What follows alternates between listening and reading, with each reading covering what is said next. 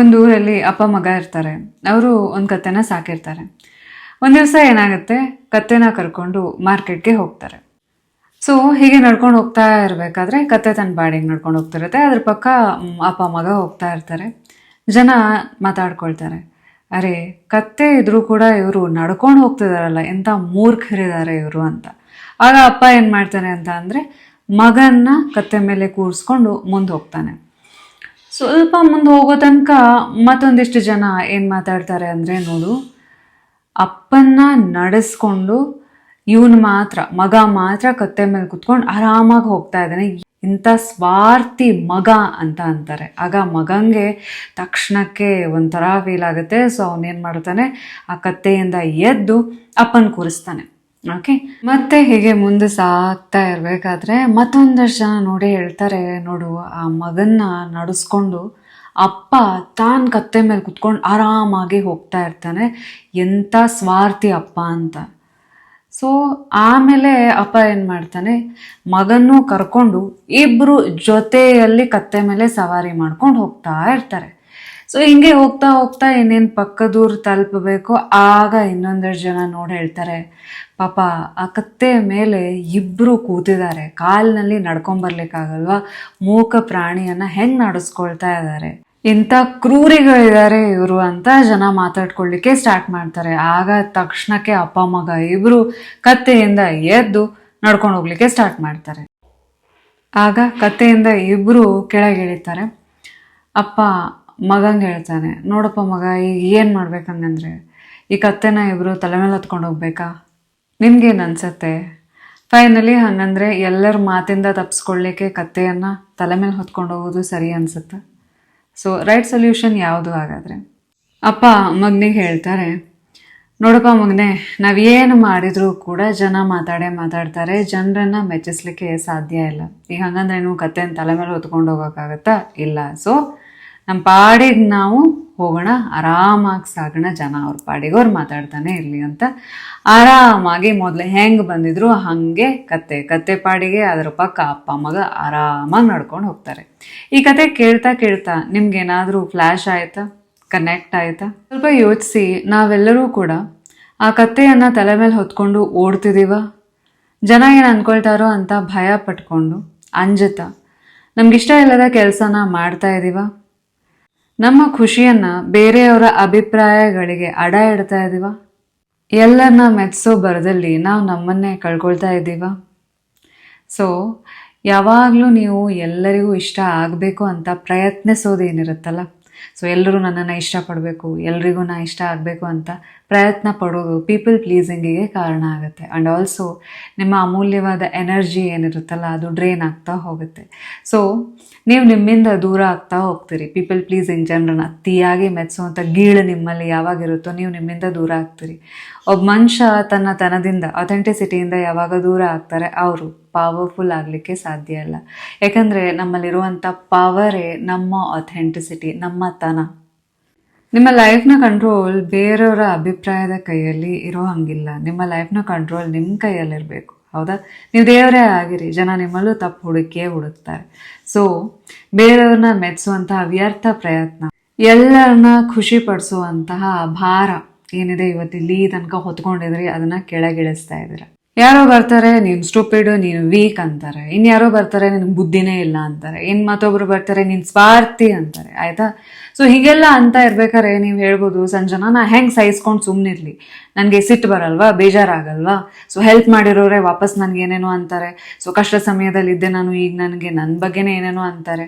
Maximum ನನ್ನ ಹತ್ರ ಬರೋ ಕ್ವೆರೀಸ್ ಎಲ್ಲ ಏನು ಗೊತ್ತಾ, ಅವ್ರು ಹಂಗಂತಾರೆ, ನಾನೇನು ಮಾಡಲಿ, ಅದರಿಂದ ಹೆಂಗೆ ಬಚಾವಾಗಲಿ, ನನ್ನ ಮನಸ್ಸಿಗೆ ನೋವಾಗ್ತಾ ಇದೆ, ಸೊ ಹಿಂಗೆ ಮೋಸ ಮಾಡಿಬಿಟ್ರು ನನಗೆ, ನಾ ಯಾರಿಗೂ ನಂಬಲಿಕ್ಕೆ ಸಾಧ್ಯ ಇಲ್ಲ. Stop it.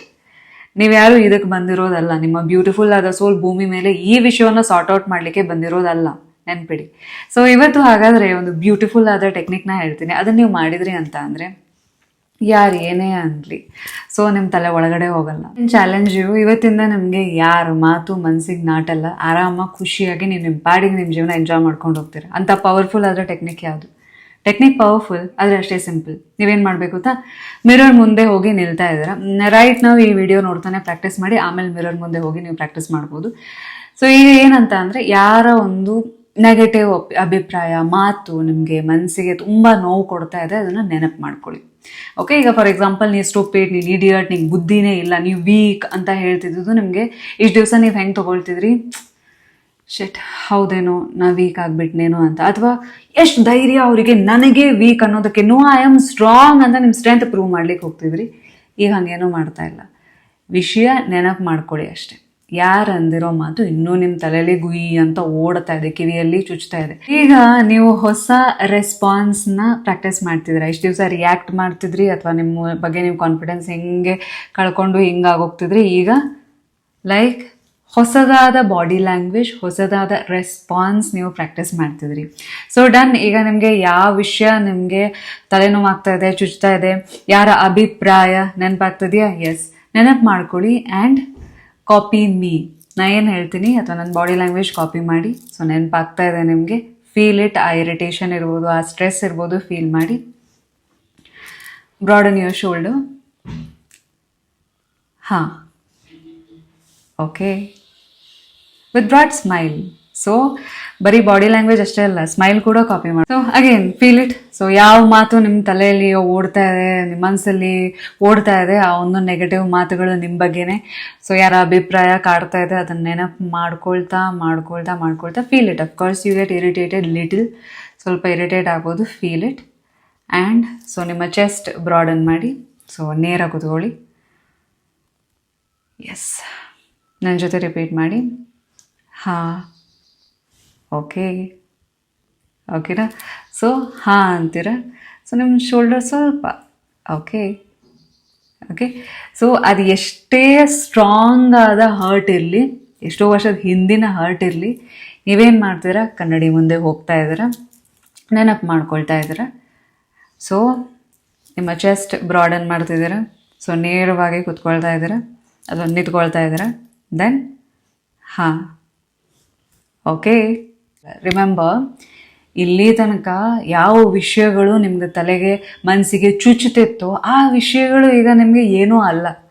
ಸೊ ಈ ಥರ ತುಂಬ ನೀವು ಕಡ್ಡಿನ ಗುಡ್ಡ ಮಾಡಿ ಇಟ್ಕೊಂಡಿದ್ರಿ. ಸೊ ಈಗ ಇವು ನಿಮಗೆ ಏನೂ ಅಲ್ಲ. ಇದು ಕೊಡುವಂಥ ಸ್ಟ್ರೆಂತ್ ಎಷ್ಟು ಅಮೇಝಿಂಗ್ ಗೊತ್ತಾ. ಸೊ ಹಿಂಗೆ ಮಾಡ್ತಿರ್ಬೇಕಾದ್ರೆ ನಿಮ್ಮ ಸಬ್ಕಾನ್ಷಿಯಸ್ ಒಳಗಡೆ ಏನಾಗ್ತಿರತ್ತೆ. So let's see. ಇಷ್ಟು ದಿವಸ ಅತಿಯಾಗಿ ಟೆನ್ಷನ್ ಮಾಡ್ಕೊಳ್ತಾ ಇದ್ದವರು ಸಡನ್ ಆಗಿ ಇದನ್ನು ಲೈಟಾಗಿ ತೊಗೊಳ್ಲಿಕ್ಕೆ ಸ್ಟಾರ್ಟ್ ಮಾಡಿದ ತಕ್ಷಣ ನಿಮ್ಮ ಸಬ್ಕಾನ್ಷಿಯಸ್ ಮೈಂಡಿಗೆ ಒಂದು ಸ್ಟ್ರಾಂಗ್ ಮೆಸೇಜ್ ಹೋಗುತ್ತೆ. ಏನಂತ ಅಂದರೆ, ಹಾಗಂದರೆ ನನ್ನ ಬೆಲೆ, ನನಗೆ ನಾನು ಪ್ರೀತಿಸೋದು, ನಾ ಎಷ್ಟು ಪ್ರೀತಿಸ್ತೀನಿ ನನ್ನನ್ನು, ನಾ ಎಷ್ಟು ನಂಬ್ತೀನಿ ಅನ್ನೋದು ಬೇರೆಯವರ ಅಭಿಪ್ರಾಯದ ಮೇಲೆ ನಿರ್ಧಾರ ಆಗಿಲ್ಲ. I am worthy. ಸೊ ನನಗೆ ಬೇರೆಯವರ ಸರ್ಟಿಫಿಕೇಟ್ನ ಅಗತ್ಯ ಇಲ್ಲ ಅನ್ನುವಂಥ ಸ್ಟ್ರಾಂಗ್ ಮೆಸೇಜ್ ನಿಮ್ಮ ಸಬ್ಕಾನ್ಷಿಯಸ್ ಮೈಂಡಿಗೆ ಹೋಗುತ್ತೆ. ಸೊ ಇದು ಎಂಥ ಫ್ರೀಡಮ್ ಕೊಡುತ್ತೆ ಗೊತ್ತಾ.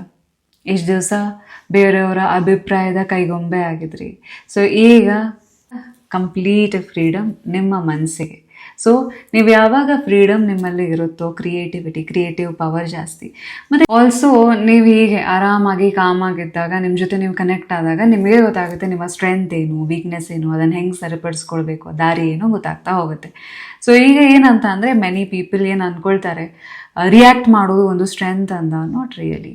ರಿಯಾಕ್ಟ್ ಯಾರು ಮಾಡ್ತಾರೆ. ಸೊ ರಿಯಾಕ್ಟ್ ಮಾಡ್ಲಿಕ್ಕೆ ಜಾಸ್ತಿ ಎಫರ್ಟ್ ಬೇಕಾ, ಠಕ್ ಅಂತ ಬ್ಲಾಸ್ಟ್ ಆಗ್ಬೋದು. ಆದರೆ ನೆನ್ಪಿಡಿ, ಸೊ ನಿಮ್ಮ ಮನಃಶಾಂತಿಯನ್ನು ಅಥವಾ ನಿಮಗೊಂದು ರೀತಿ ಡಿಸ್ಟರ್ಬ್ ಮಾಡುವಂಥ ವಿಷಯದಲ್ಲೂ ನೀವು ಕಾಮಾಗೆ ಇರ್ತಿರಲ್ಲ, ಅದರಲ್ಲಿರುವಂಥ ಸ್ಟ್ರೆಂತೇ ಬೇರೆ. ಎಷ್ಟು ಶಕ್ತಿಶಾಲಿ ಅಂತ ಪ್ರದರ್ಶನ ಮಾಡಬೇಕಾಗಿಲ್ಲ. ನಮ್ಮ ಜೀವನ ಅನ್ನೋದು ನಮಗೆ ಸಂಬಂಧಪಟ್ಟಿರೋದು. It's not a group project, ಹೌದಾ.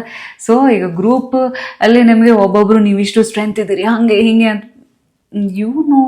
ನಿಮ್ಗೆ ಎಷ್ಟು ಸ್ಟ್ರೆಂತ್ ಇದೆ ಅಥವಾ ನಿಮ್ಮ ವೀಕ್ನೆಸ್ ಏನು, ಅದು ಹೆಂಗೆ ಸರಿಪಡಿಸ್ಕೊಳ್ಳೋದು, ಯುವರ್ ಸೆಲ್ಫ್. ಅದು ಬೇರೆಯವ್ರ ಸರ್ಟಿಫಿಕೇಟ್ ಅಗತ್ಯ ಇಲ್ಲ. ಇನ್ನೊಂದು ತಪ್ಪು ನೀವು ಮಾಡಿದ್ರಿ ಅಂತ ಅಂದರೆ, ಈ ಟೆಕ್ನಿಕ್ ಈಗಲ್ಲ ಯಾವಾಗಲೂ ವರ್ಕ್ ಆಗಲ್ಲ. ಸೊ ಏನು ಅಂತ ಅಂದರೆ, ಸೊ ನೀವೀಗ ಕನ್ನಡಿ ಮುಂದೆ ಹೋಗಿ ನಿಂತ್ಕೊಂಡು ಪ್ರಾಕ್ಟೀಸ್ ಮಾಡ್ತೀರ. ಸೊ ಹಾಂ, ಓಕೆ ಅಂತ, ಓಕೆನಾ. ಸೊ ಇದನ್ನು ಪ್ರಾಕ್ಟೀಸ್ ಮಾಡಿ ಆದಮೇಲೆ ಇದೇ ನೀವು ತಂತ್ರವನ್ನು ಏನು ಮಾಡ್ತೀರಾ, ರಿಯಲ್ ಲೈಫಲ್ಲಿ ಯಾರು ನಿಮ್ಮ ಟ್ರಿಗರ್ ಮಾಡ್ತಾರೆ ಅವ್ರು ಎದುರಿಗೆ ಹೇಳಲಿಕ್ಕೆ ಸ್ಟಾರ್ಟ್ ಮಾಡ್ತೀರಾ, ಹಾಂ ಓಕೆ ಅಂತ.